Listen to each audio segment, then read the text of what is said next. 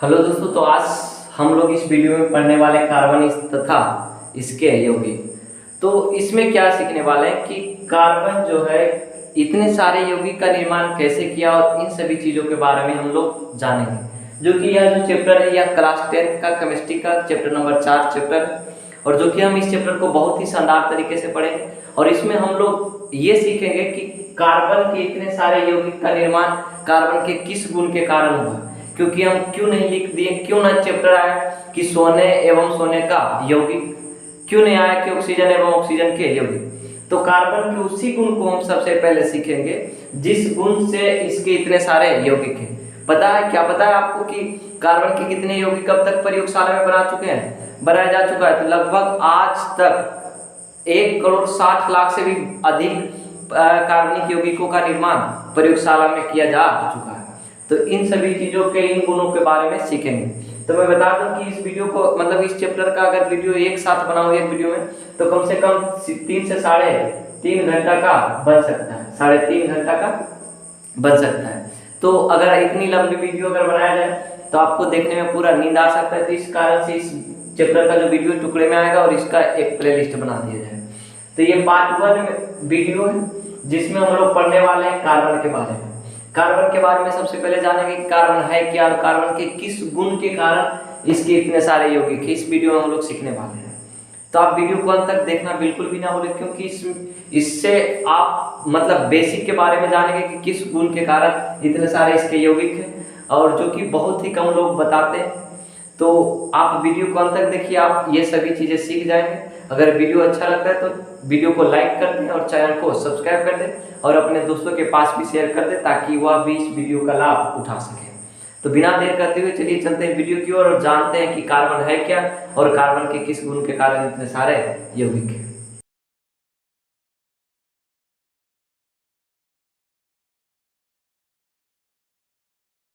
अब देखेंगे कि कार्बन है क्या, और कार्बन के बारे में जानेंगे और किस गुण के कारण कार्बन के इतने सारे यौगिक हैं, और हमको इसको अलग से क्यों पढ़ना पड़ता है।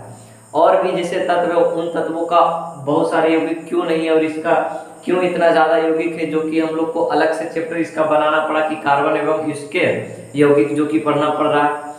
तो हम सबसे पहले कार्बन के बारे में जानते हैं कि कार्बन आखिर है क्या। हम बिल्कुल ही इस चैप्टर को बेसिक से पढ़ाएंगे, बल्कि वो टाइप बाय टाइप वीडियो आएगा, उससे कोई लेना देना नहीं, लेकिन जो भी होगा वो बेसिक से होगा और पूरा क्लियर होते चला जाएगा। आप बस कॉपी और कलम निकाल कर रखें और साथ साथ में सीखें और उसके साथ लिखते भी जाएं। तो सबसे पहले हम लोग सीखते हैं कि कार्बन आखिर है क्या। कार्बन आखिर है क्या? तो कार्बन जो है यह एक ठोस अधातु है। कार्बन क्या है? एक ठोस अधातु है। और अधातु का जो पहचानने का नियम होता है, धातु और अधातु, हम वो बता चुके थे इलेक्ट्रॉनिक विन्यास के हिसाब से कि इलेक्ट्रॉनिक विन्यास अगर निकालते हैं तो जिसके अंतिम कक्षा में अगर 1 या 2 या तो 3 इलेक्ट्रॉन है तो वह जो हो जाएगा धातु होगा, और जिसके अंतिम कक्षा में 4, 5, 6 या तो 7 इलेक्ट्रॉन है तो वह अधातु हो जाएगा। तो कार्बन जो है, कार्बन के अंतिम कक्षा में 4 इलेक्ट्रॉन है, इसके कारण हम इसको पहचान सकते हैं ये कौन सा मतलब तत्व है, तो अधातु। तो अधातु यह एक ठोस अधातु है जो विद्युत धनात्मक तथा विद्युत ऋणात्मक दोनों तत्व जैसा आचरण करता है। कहने का मतलब कि कार्बन यह एक ऐसा तत्व है जिसके पास विद्युत धनात्मक का आचरण भी है और विद्युत ऋणात्मक। अब विद्युत धनात्मक और विद्युत ऋणात्मक की बात की जाए तो हम कैसे समझेंगे? तो हम यह भी बोले थे कि जब कोई भी तत्व अगर इलेक्ट्रॉन का ग्रहण करता है तो उस पर ऋणात्मक चार्ज उत्पन्न होता है। जब कोई तत्व के परमाणु जो है वो अगर इलेक्ट्रॉन का ग्रहण करते हैं तो उस पर ऋणात्मक चार्ज उत्पन्न होता है, जबकि कोई तत्व के परमाणु इलेक्ट्रॉन का अगर त्याग करते हैं तो उस पर धनात्मक चार्ज उत्पन्न होता है। ध्यान से समझेंगे, आराम से सीखेंगे भी कि जैसे हम ये सभी चीज धनात्मक और ऋणात्मक का बात जो है हम जो केमिस्ट्री का रामबाण है उसमें हम बता दिए थे। तो धनात्मक और ऋणात्मक कब उत्पन्न होता है किसी भी तत्व का? तो हम बोले थे कि जब किसी भी मतलब परमाणु, मतलब कोई भी तत्व का जब इलेक्ट्रॉनिक विन्यास निकालते हैं तो 4 से कम रहेगा। अंतिम कक्षा में अगर 4 से कम इलेक्ट्रॉन है तो वह इलेक्ट्रॉन का त्याग करेगा। क्या करेगा? त्याग करेगा। अगर 4 से ज्यादा इलेक्ट्रॉन है अंतिम कक्षा में, किसी भी तत्व के परमाणु के अंतिम कक्षा में अगर 4 से कम इलेक्ट्रॉन है तो त्याग करेगा, और जब त्याग करेगा तो उस पर धन आवेश उत्पन्न होगा। कौन सा आवेश? धन आवेश उत्पन्न होगा। जी हाँ, आराम से सीखते जाएंगे कि जब कोई भी तत्व का मतलब तत्व के परमाणु का इलेक्ट्रॉनिक विन्यास अगर निकालते हैं तो उसके अंतिम कक्षा में अगर 4 से कम इलेक्ट्रॉन है तो वह क्या करेंगे? वह इलेक्ट्रॉन का त्याग करेंगे, और जो तत्व इलेक्ट्रॉन का त्याग करते हैं उस पर धन आवेश उत्पन्न होता है। और जो जब 4 से कम मतलब कि 4 से ज्यादा इलेक्ट्रॉन अगर है अंतिम कक्षा में किसी परमाणु के, तो वो ग्रहण करेगा। क्या करेगा? इलेक्ट्रॉन का ग्रहण करेगा। तो ग्रहण करेगा तो जो तत्व के परमाणु ग्रहण करेगा इलेक्ट्रॉन का, उस पर ऋण आवेश उत्पन्न होगा। कौन सा आवेश? ऋण आवेश। ध्यान से सीखेंगे। 4 से कम तो त्याग, और जब त्याग करेगा तो धन आवेश। जबकि 4 से ज्यादा इलेक्ट्रॉन अगर अंतिम कक्षा में है तो वह इलेक्ट्रॉन का ग्रहण करेगा, और ग्रहण करेगा तो कौन सा आवेश? ऋण आवेश हो जाएगा। लेकिन हम 4 से कम और 4 से ज्यादा की बात की, लेकिन 4 का बात नहीं की। तो 4 जो है ये बीच में पड़ जाता है, तो ये इलेक्ट्रॉन का त्याग भी कर सकता है और ग्रहण भी कर सकता है। वैसे तत्व के परमाणु जब इलेक्ट्रॉनिक विन्यास निकालते हैं जिसके अंतिम कक्षा में अगर इलेक्ट्रॉनों की संख्या 4 है तो वह इलेक्ट्रॉन को त्याग भी कर सकता है और ग्रहण भी कर सकता है। और जब ग्रहण और त्याग कर सकता है तो उसमें दोनों का आचरण होगा, विद्युत धनात्मक और विद्युत ऋणात्मक। समझ गए होंगे ये भी पॉइंट। अब दूसरा क्या है कि इसका संकेत जो है क्या है? सी। कार्बन का संकेत क्या होता है? सी है। तथा परमाणु संख्या कितनी होती है इसकी? 6 होती है। कार्बन का संकेत सी होता है और इसका परमाणु संख्या 6 होती है। ये सभी को याद होता है, जो कि हम कुछ भी पॉइंट छोड़े नहीं, बेसिक लेवल से कर रहे हैं। आप कॉपी कलम निकाल कर लिखिए और बारी बारी से टाइप बाई टाइप करके आ जाएगा। ठीक है। अब अगला क्या है? किसका संयोजकता 4 होता है? किसका? तो कार्बन का। कार्बन का संयोजकता 4 होता है। कार्बन का संयोजकता कैसे निकालते हैं? किसी भी तत्व का संयोजकता मतलब कि उसको अस्थाई बनाने के लिए, मतलब जो भी तत्व है उसको अस्थाई बनाने के लिए अंतिम कक्षा में जो भी यानी कि होते हैं अष्टक पूरा करते हैं। अगर 4 से कम है तो जैसे कि मान लिया जाए पहला ब्लॉक में तत्व के 2 इलेक्ट्रॉन अधिकतम से अधिकतम रहता है, दूसरा में 8, इसी तरह से तीसरा में 18। तो जो कक्षा में जितने इलेक्ट्रॉन मतलब कि रहेंगे, अगर उस नंबर को मतलब फुल उस बॉक्स में, जैसे कि पहला कक्षा में 2 इलेक्ट्रॉन आ सकता है, तो इसमें अगर फुल हो गया 2 तो कोई दिक्कत नहीं, अब इसमें हटेगा ही नहीं, और दूसरा कार्बन मतलब इलेक्ट्रॉन आ ही नहीं सकता है। इस कारण से जब उसमें फुल हो जाता है तो वह अस्थाई बन जाता है। क्या बन जाता है? अस्थाई। मतलब वो कभी भी अभिक्रिया किसी से कर नहीं सकता। संयोजकता भी वही है कि जब कोई भी तत्व के परमाणु अपने अष्टक पूरा करने के लिए जब इलेक्ट्रॉन को त्याग करते हैं या तो ग्रहण करते हैं या तो फिर साझा करते हैं, तो जितने भी इलेक्ट्रॉन को ग्रहण करेंगे, त्याग करेंगे या तो साझा करेंगे, उसी परमाणु मतलब उसी को हम संयोजकता कहेंगे। जैसे अगर कार्बन का निकाल लें, कार्बन का इलेक्ट्रॉनिक विन्यास क्या होता है? 2 और 4 होता है। अंतिम कक्षा में अष्टक पूरा, तो ये 4 इलेक्ट्रॉन है, तो 4 में 4 से अगर मतलब 4 है तो कम भी कर सकता है और त्याग भी मतलब कि ग्रहण भी कर सकता है और त्याग भी कर सकता है, क्योंकि बताया था कि अंतिम कक्षा में अगर 4 से कम है तो त्याग और 4 से ज्यादा है तो ग्रहण। तो ये 4 है पूरा, तो त्याग भी कर सकता है और ग्रहण भी कर सकता है। तो त्याग करेगा मतलब ग्रहण करेगा तो 4 इलेक्ट्रॉन करेगा, तो ये 8 हो गया, स्थिर हो गया कि नहीं? क्योंकि दूसरी कक्षा में इलेक्ट्रॉनों की संख्या अधिकतम संख्या 8 हो सकती है, उससे ज्यादा नहीं। और दूसरा कंडीशन, ये 4 जो है ये 4 इलेक्ट्रॉन हट जाएगा मतलब त्याग कर देगा, तो अंतिम मतलब कि पहला कक्षा में कितना गया? 2। वो 4 जो है त्याग कर दिए तो बचा कितना? 2। एक ही कक्ष है और पहला कक्ष में अधिकतम इलेक्ट्रॉनों की संख्या कितनी आ सकती है? 2 आ सकती है। इस कारण से संयोजकता जो कार्बन का है कितना? 4 है। अब अगला क्या कंडीशन है? बोला है कि इसका परमाणु द्रव्यमान लगभग 12 होता है। इसका परमाणु द्रव्यमान लगभग कितना होता है? 12 होता है। ऐसे डायरेक्टली हम 12 भी बोल सकते हैं, कोई दिक्कत नहीं। और जब भी परमाणु द्रव्यमान निकालना हो तो उसका फॉर्मूला होता है ए बराबर परमाणु द्रव्यमान को में से सूचित करते हैं, और यहाँ पर जो पी है प्रोटॉनों की संख्या है और एन जो है न्यूट्रॉनों की संख्या है, और प्रोटॉनों की संख्या को हम जेड से भी सूचित कर सकते हैं। तो परमाणु द्रव्यमान बराबर होता है प्रोटॉनों की संख्या प्लस न्यूट्रॉनों की संख्या, निकल जाती है इससे परमाणु द्रव्यमान। और प्रोटॉन और न्यूट्रॉन जो होते हैं कोई मतलब कि कार्बन जो भी तत्व उनके परमाणु के नाभिक में प्रोटॉन और न्यूट्रॉन उपस्थित होते हैं, जबकि कक्ष में क्या उपस्थित होते हैं, इलेक्ट्रॉन उपस्थित होते हैं। अब प्रोटॉन पर आवेश की बात की जाए तो धन आवेश होती है, जबकि न्यूट्रॉन जो होता है उदासीन होता है। क्या होता है, उदासीन होता है, और इलेक्ट्रॉन पर ऋण आवेश होता है। तो अब कार्बन की जो मात्रा है कहाँ पर कैसे पाया जाता है ये देखते हैं। तो कार्बन जो है पृथ्वी पर 0.02% पाया जाता है।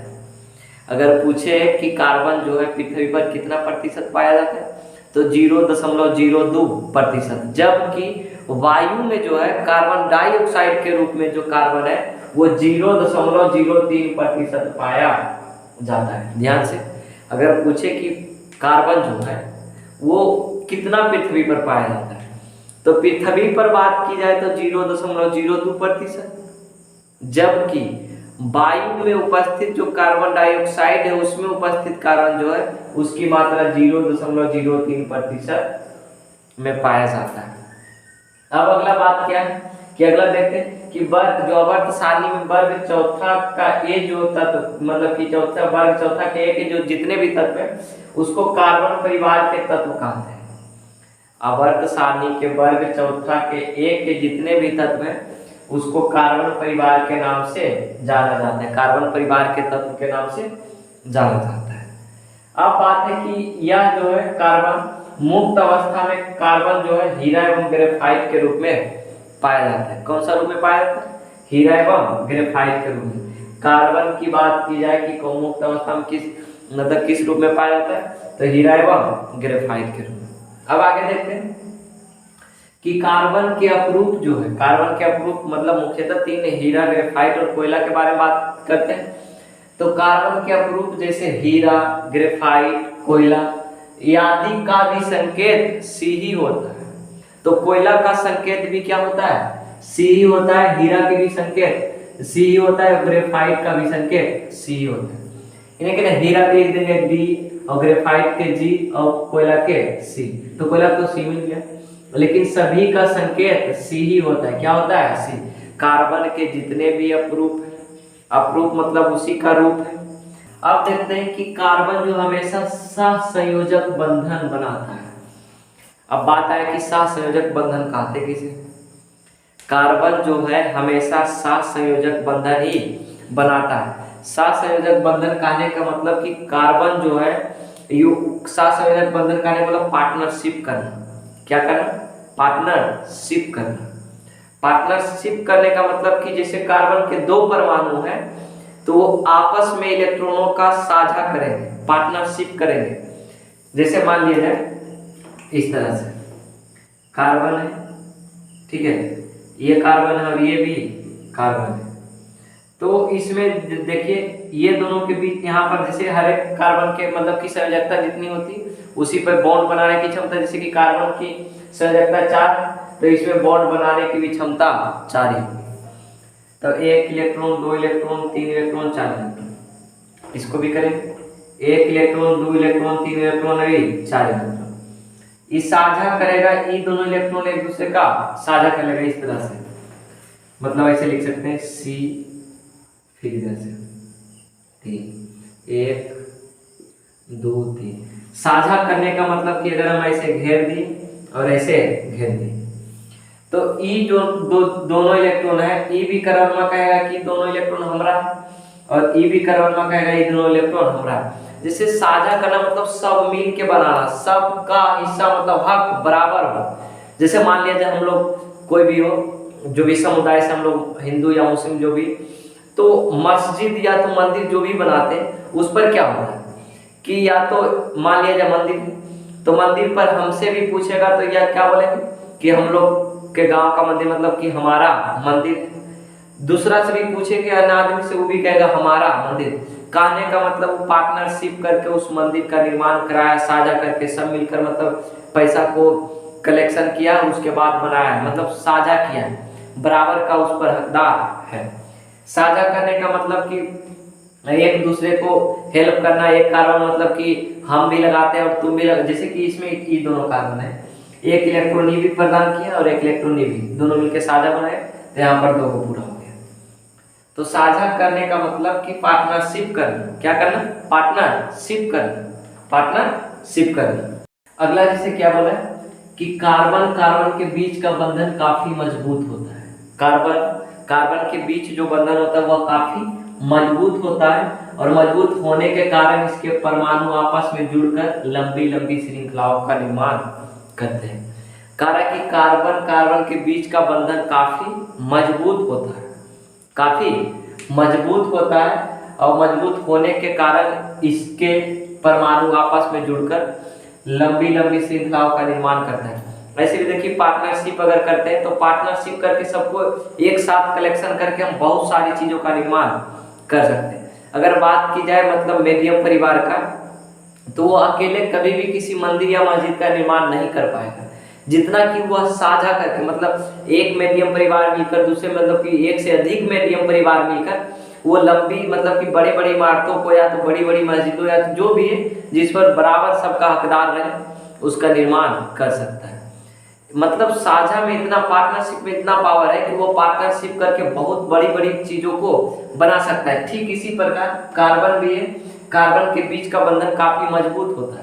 जैसे कि अगर पार्टनरशिप है तो कभी मंदिर आपस में, मंदिर के लिए कभी तो झगड़ा नहीं हुआ, या तो आपस में कभी भी मंदिर मस्जिद के लिए झगड़ा नहीं। लेकिन जैसे कि आजकल का जो है वो तो अलग बात है कि वो मंदिर वाला मस्जिद पर, मस्जिद वाला मंदिर पर दौड़ रहा है, वो गलत बात है।